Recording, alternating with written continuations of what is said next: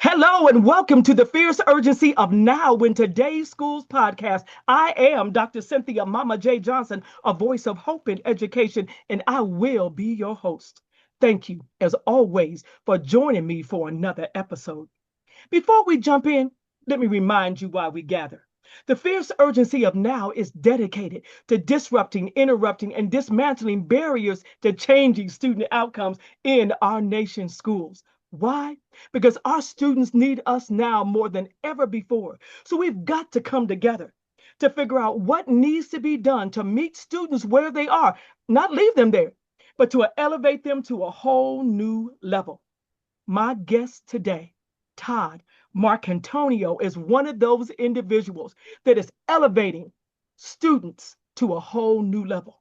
Todd, thank you for joining the show today. Mama J, it's my honor to be here to talk with you today. I love it. I love it. You know what? Let me tell the audience a little bit about you. And one of the things I love to do is to share a little bit, but then I like to step away and you tell the rest of your story. So here we go. Todd Marcantonio is a dedicated educational leader and AVID program specialist. Keep that in mind as we talk about our conversation today.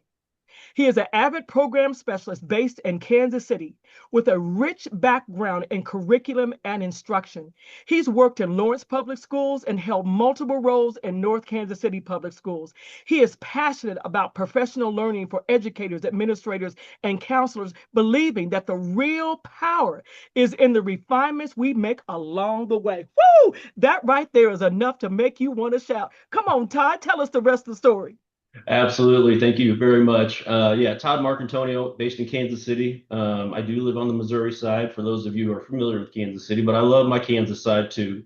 So there's definitely that. I'm an implementation strategist for AVID. And so what that means is essentially I help schools and districts implement AVID and partner with them to be able to make them the best they possibly can and ultimately help students get to where we want them to go.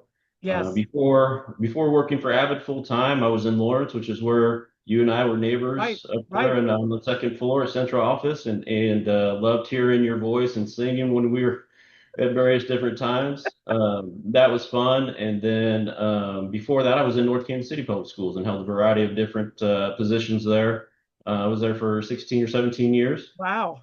Um, we were able to become the first AVID national demonstration school in the state of Yes. Missouri. So that was exciting for us to be able to do that. And along the way, one of the things that we were able to do is really help get a solid footprint of AVID in the Kansas City area. And so I've got the best job in the world, Mama J. I get to do two things that I love. One, talk about Kansas City, and two, talk about AVID and bring Woo! them together. I love it. Oh, I love it. I love it. One of the conversations that we had before we came on the air today was the new release of the 2024 NAEP scores.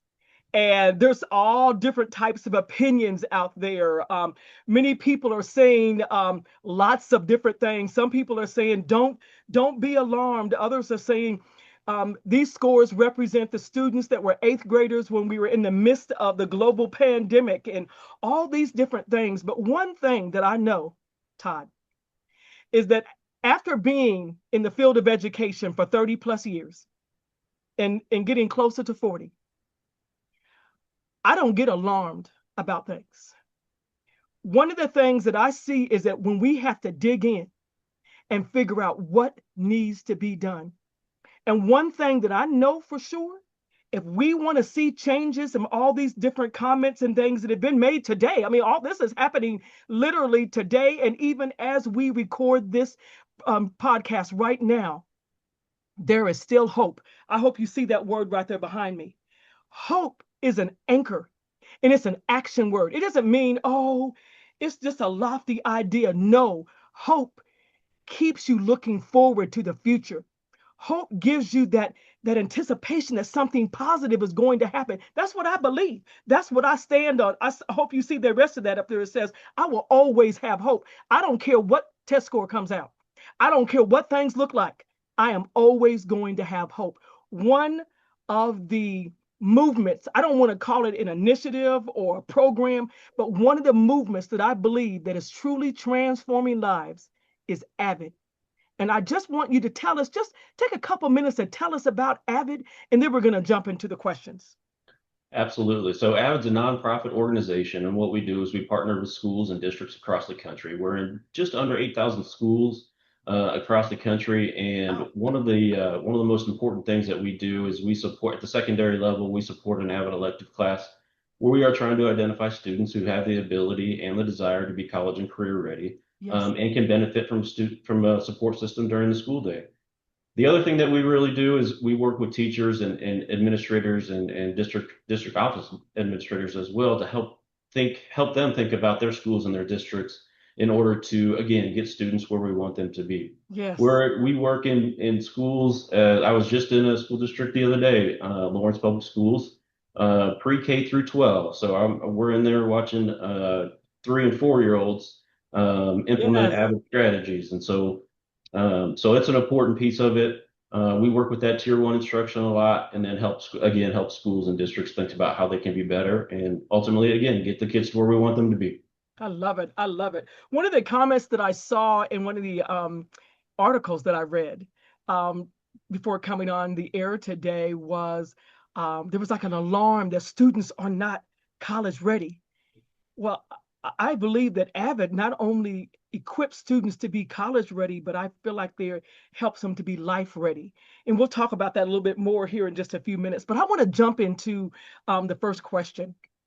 Todd, in all of your years of experience, and you have a lot of years doing a lot of many different things, what brings you to the work and what keeps you doing the work of effectively educating today's youth? Absolutely, I love that question. It's great. What brought me to the work was really my experience in schools. Okay. I had great teachers and coaches who were able to take me under their wing and get me to the spaces that I want to be. I think back to my high school English teacher, Kim Muta. She's now an instructional coach up in Iowa. Made a huge impact on my life. I was never a great writer, never a great reader, but I ended up being an English teacher. And just because of the things that she was able to teach me and the grit and determination that happens as well. I had a great coach. Yes. I'm a big sports guy. I love basketball. My high school basketball coach was super influential, Dean Brunson. He helped me not only with physical skills and mental skills for the sport, but really just preparing you for life. Because as you know, Right. as we get older, it doesn't get easier; it gets more No. complicated, and we've got to be ready for that. So that's Yes. what brought me to education is just that experience that I had growing up. But here's what keeps me in education and Okay. the work that I do.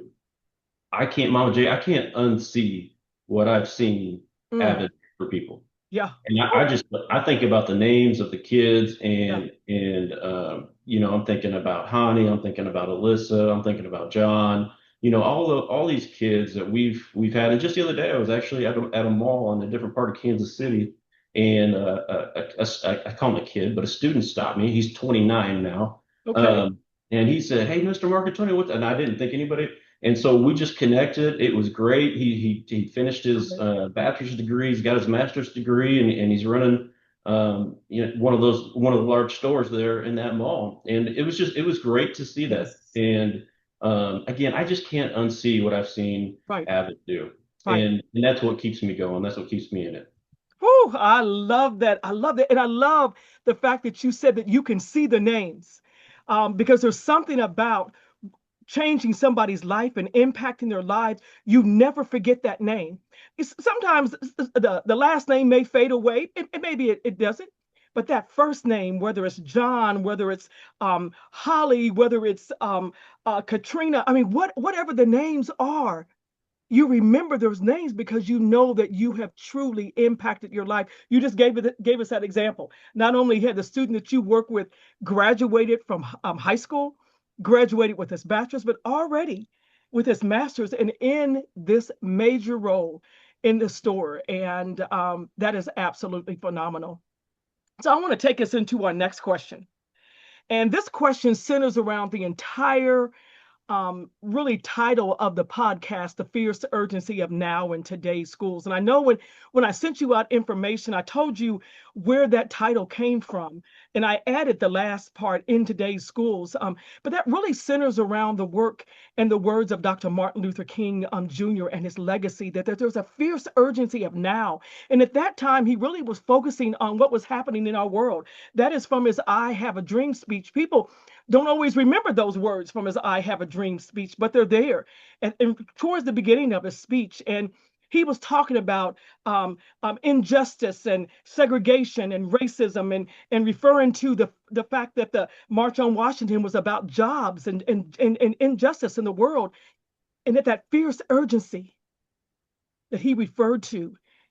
And I looked at that, Todd, and I said that we have to have that same fierce urgency in our schools. That didn't mean that we just jump in and do things haphazardly.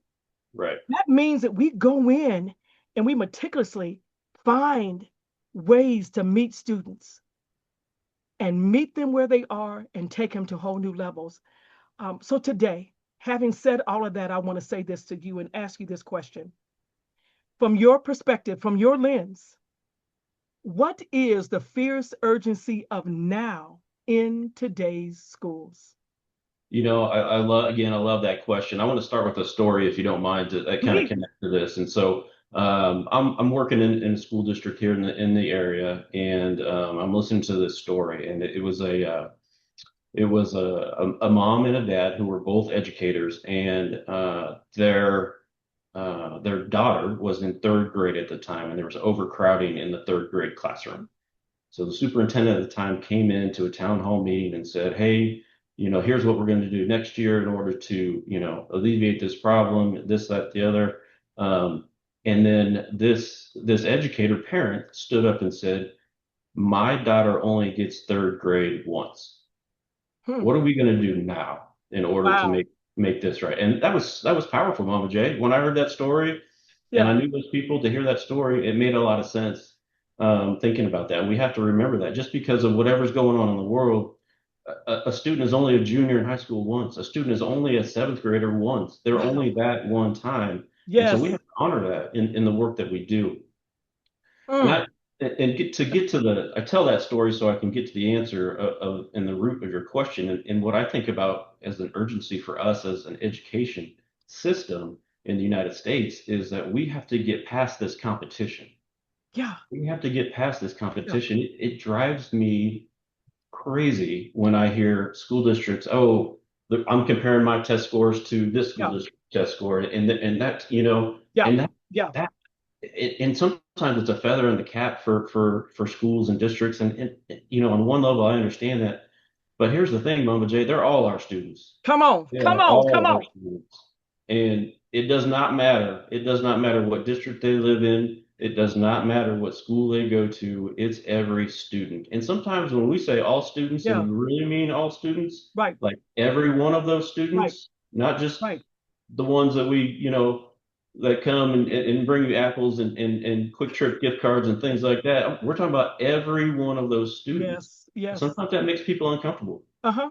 But we have to get past that. The other Yes. part of it too, to kind of align with that, is we have to, as a region and then as a nation, we have to come together and we have to eliminate all the different things that keep us apart, and we have to be connected. K-12, Yes. Kansas City, Chicago, LA, Austin, Dallas. Right. We have to be connected as a group, and we have to understand that they're all our kids. Yes. They're all our kids, and we've got to make that difference. And the right people got to be in place, and they got to have the right heart to make it happen.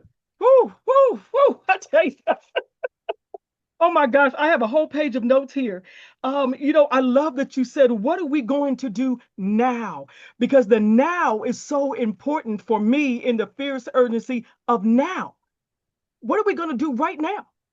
And you really talked about that today, and I love that you went on to talk about how they're all our children. I say this so often. I didn't give myself the name Mama J. I didn't give myself that name at 21. I can guarantee you that. And all these years later, I'm still Mama J. But I said all that to say is that students gave me that name because I accepted them all. And that was at Raytown South High School in that Yep. beginning. And Hmm. here, all these years later, I'm still just Mama J. And not just Mama J, I am Mama J. And I take that and I carry that name with honor. Yeah. Uh, and I think about something that you said there is something that my guest last week even said. And I thought, oh my gosh, that's the second time I've heard that in 2 weeks. My guest was Dr. Latanya Goffney. She is the superintendent of Aldine School District in Aldine, Texas. And she talked just very briefly about the fact that we only have students are only in kindergarten once. And you said they're only in third grade once. That's telling the story of that parent. So, what are we going to do during that 1 year? I think about the fact that if when children come to us, and this is hard for some people to understand, if our children haven't grown, then we haven't done our jobs. Yep. We can't change what happens at home unless No. it's something that we have to turn in and report. Right. We can't change those things.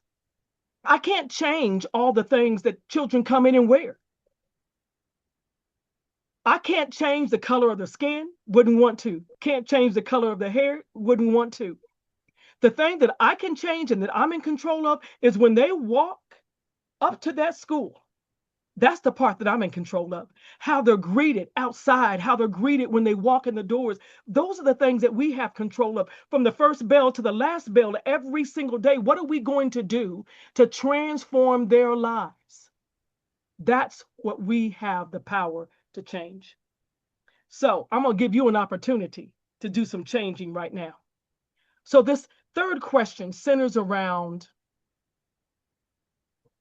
moving and changing some things and making things different. So, what are you willing, Todd, to disrupt, interrupt, and dismantle to ensure that students have access opportunities to be successful and to thrive in life?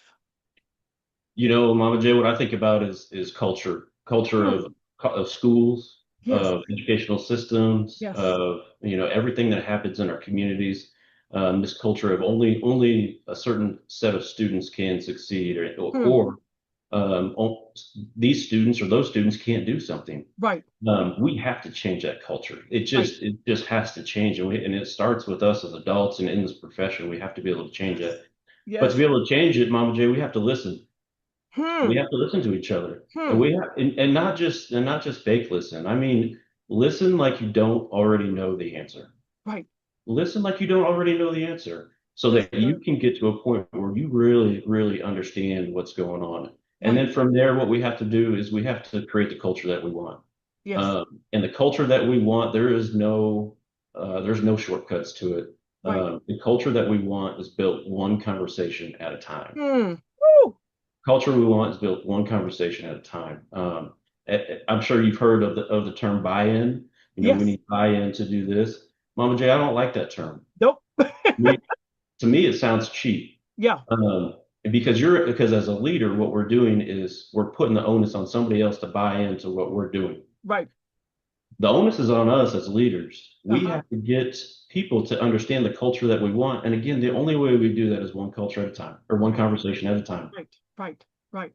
And one thing that I love is that it can be done one conversation at a time, one school culture at a time. And when you really want to see results change, and when you really want to disrupt the way people think, when you really want to interrupt ineffective practices, there's a lot of schools that have some ineffective practices. And when I go in and I consult with school districts and I look and see what things are going on, I ask questions, and sometimes the response I receive is, "This is how we've always done it." Well, and I'm like, well, has it worked? Well, no, not always, but this is how it's always been done. And I'm like, let's change it.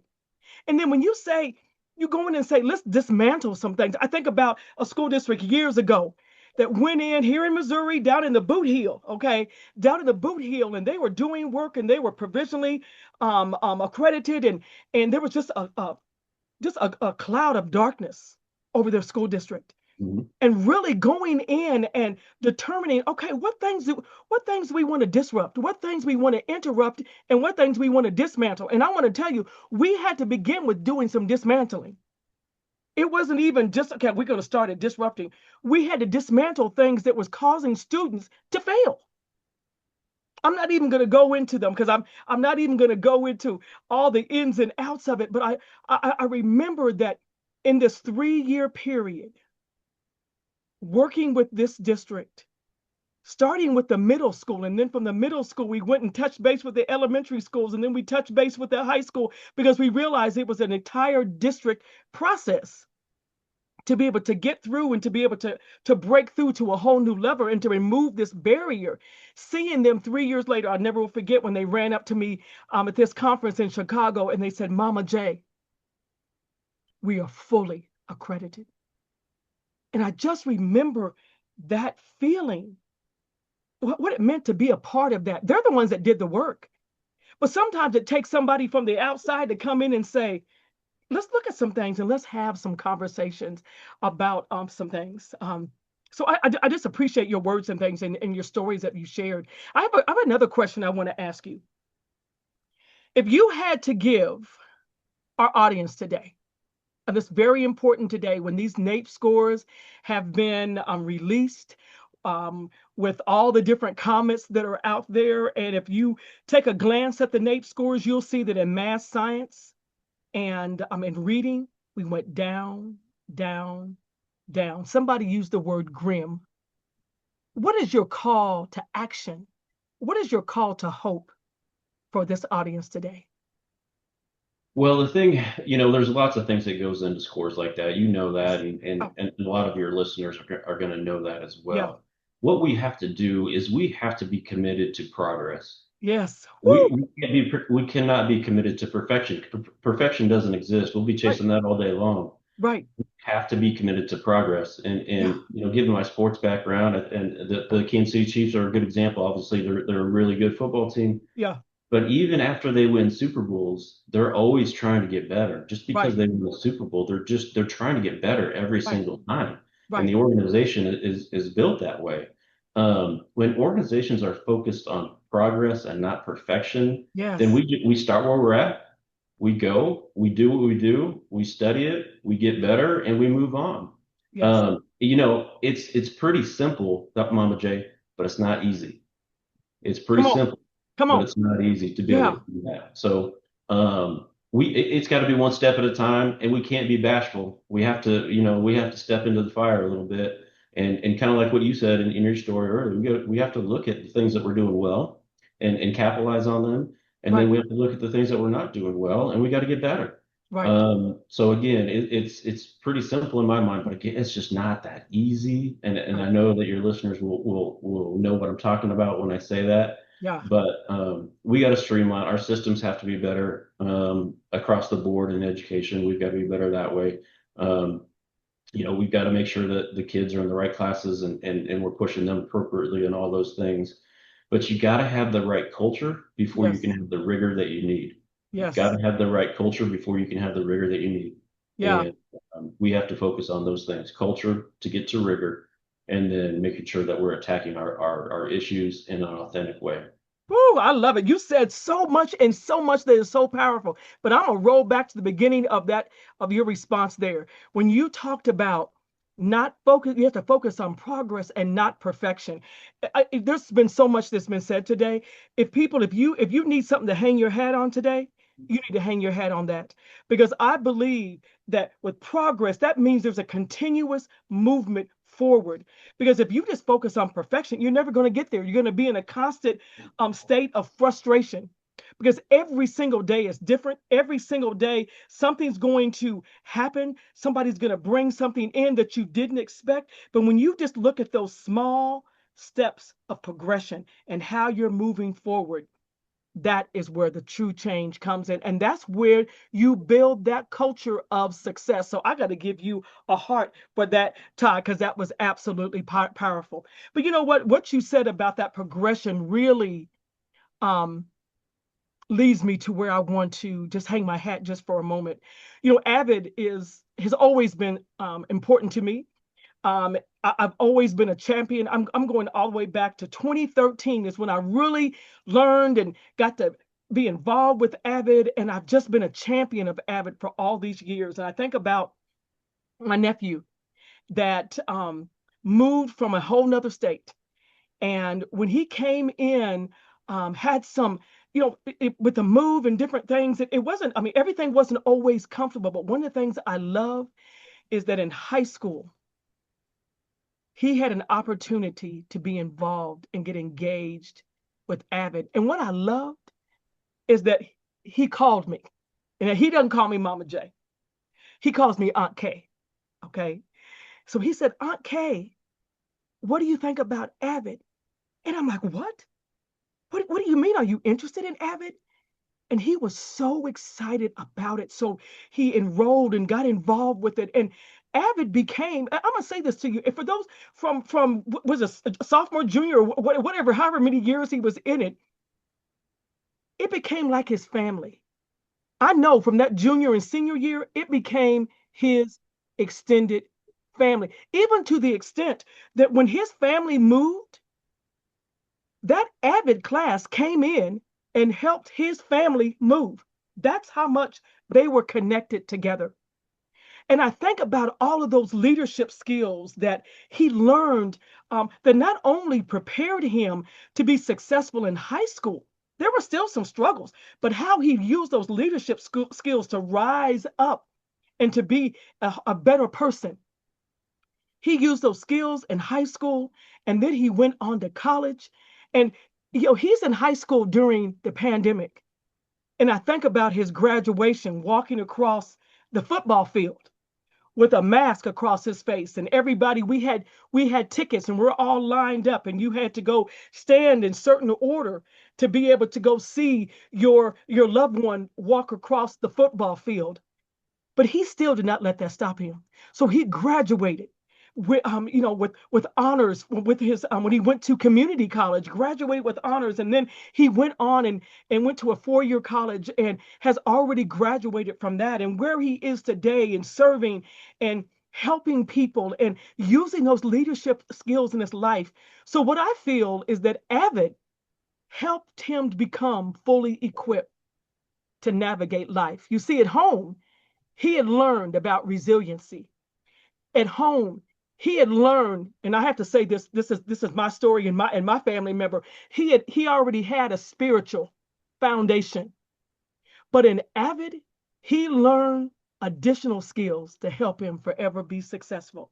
And Miles, I want you to know that Aunt Kay loves you, and Aunt Kay is proud of you and the work that you are doing. I'm telling you, Todd, when you need a testimonial from a 22-year-old, 23-year-old, you need to come look up my nephew, because I'm telling you, he has a testimonial that is so sincere about how it truly transformed his life, and that is exciting. So Todd, I'm gonna give you the final say today before I do the closing. So what else do you have to say today? Well, you and I've shared that. You shared that story with me, Yes. a couple times up there in the second floor of the central office there. And kind of go back to the first question you asked. It's stories like Yeah. that where, again, and I'll go back to the answer that I gave earlier. I can't unsee the things that I've seen Avid do, not only for kids and individual testimonials that you're talking about with your nephew, but also in schools and in Yes. districts and systems and cultures of the entire educational system. Though the stories that you just shared about your nephew are Beautiful. beautiful and they're wonderful, but AVID is not just the elective class. Right. That's a huge part Right. of it. That's a huge part of it. But we have a whole gamut of ways that we can help support schools and districts to get to the point where we want all kids to learn, not Yes. just the kids in the elective class. That's important, right? Right. That's important. But really, we're serving every one of those kids, and it goes back to sometimes when we say all kids, it makes people feel a little bit uncomfortable. But that's what we're here to do. We're here to serve every one of those kids that come through our hallways. Right. Right. And I'm gonna tell you what, Todd, if it means that somebody has to be uncomfortable to save a life of a child, then I want you to be uncomfortable. That's what 100%. that's how serious this is. in the work that we do and we lead as educators every single day. Todd, there's so much going on in our schools. There's so much going on in our worlds. Every day, I try to get at least 30-minute dosage of news, because sometimes if you sit and you try to listen to too much of it, it just too much. But if I get a 30-minute dosage, and I always say I get a 30 minutes dosage of David Mirror every single day on ABC News, and I love it because he brings it and he gives it, I'm so grateful and thankful for that and the work that he does. But I said all that to say that regardless of what's going on in our nation's schools, what is going on in our world, that's not going to stop me from the work that I have been called to do. I've been called to do this. I didn't select education. Education selected me. And I feel in my heart and my soul that I was predestined to do this work, to help children, to lift children. And I think about my own story. I think about my own story of stuttering so badly you couldn't understand me, not being able to read, struggling with reading all the way through until I was a senior in high school. And even in college, struggling with reading, digging in dumps at 8 and 9 years old, not having the money to have water in the house, going to the park in Warrensburg, Missouri, at Shepherd Park to get water to be able to bring home, just to be able to take a bath. So I look at all those things. So if I can overcome all those things at that time in my life, we can help children today to overcome. So I said all that to say, regardless of how dark it looks in this world, and I'm telling you, there's some dark days in this world, I am going to bring the light. Regardless of what's going on, what storm comes through, how high the waves may come, hope will always be my anchor. I said that at the beginning. I'm going to say it again at the end. It doesn't make a difference what other people do. I'm going to do what I know to do. And then I'm going to help encourage them to do what's best. Todd, regardless of where I go, I always have a song in my heart. So this is my song today. I'm going to let it shine, let it shine, let it shine. Todd, thank you so much. I was so excited to have you on here today for joining me and joining our audience. You dropped gems for us today. Mama J, I have to thank you. It's really an honor to be connected with you again, and you're the things that you're doing are great, and you're a humble enough person that you will shy away from some of the credit, but everything that I've known, you've done a lot to change every educational setting that you've been in. So I appreciate that. I appreciate you letting me be a small part of your journey. Ah, thank you. Until we meet again, my friend. Absolutely.